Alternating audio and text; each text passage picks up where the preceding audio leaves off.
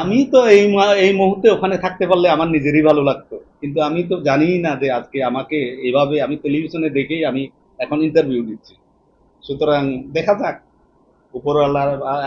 উপরওয়ালার দোয়া, ভগবানের আশীর্বাদ থাকলে আমি ইমিডিয়েটলি পৌঁছে যাব। আচ্ছা, আমি আপনাদেরকে দেখুন, আমি একটা জিনিস বলি।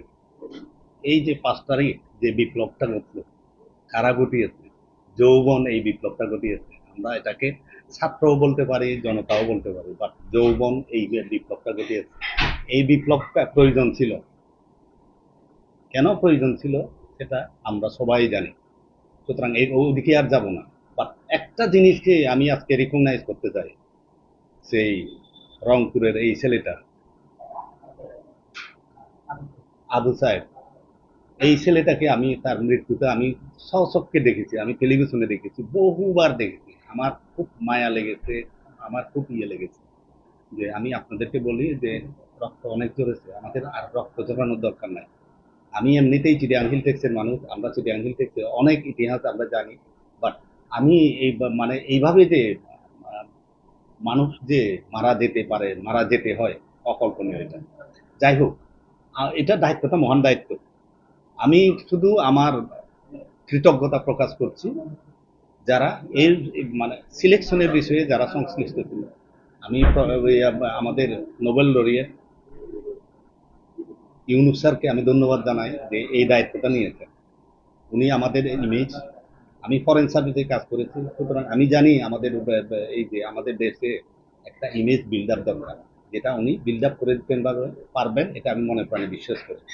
সেকেন্ড, আমি আপনাদেরকে বলি অন্যান্য যারা আছে যে আমাকে এই সিলেকশনে রেখে দিয়েছে, আমি কৃতজ্ঞতা প্রকাশ করছি পার্বত্যবাসীদের পক্ষ থেকে। পার্বত্যবাসী আমরা সবাই 2 মিলিয়ন পার্বত্যবাসী আছি, আমরা সবার পক্ষ থেকে আমি সিলেকশন কমিটিকে এবং মহামান্যকে ধন্যবাদ জানাচ্ছি যে আমাকে ওনারা অ্যাকসেপ্ট করেছে।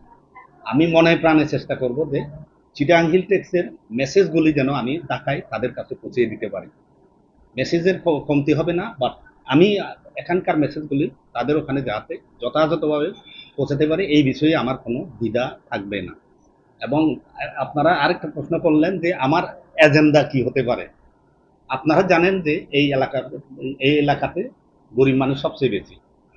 এই এলাকাতে কোয়ালিটি এডুকেশন নাই, লাইভলিহুডে কঠিনভাবে আছি আমরা। তারপরে স্বাস্থ্যের দিক থেকে আমরা যদি বলি, আমাদের স্বাস্থ্যের খাতেও আমরা খুব পেছনে আছি। ন্যাশনাল এভারেজে আমরা সব সময় পেছনে আছি। ঠিক আছে?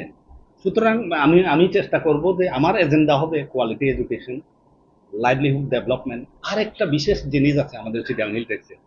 এই চিটাং হিল টেক্সে আমরা অ্যাবাউট 44-45% অক্সিজেন জেনারেট করি, কিন্তু ওটা এখন খুব খারাপ কন্ডিশনে আছে, যে ওই পরিমাণ অক্সিজেন হচ্ছে না বলে আমরা মনে করি। সুতরাং পরিবেশ নিয়েও কাজ করার অনেক স্কোপ আছে।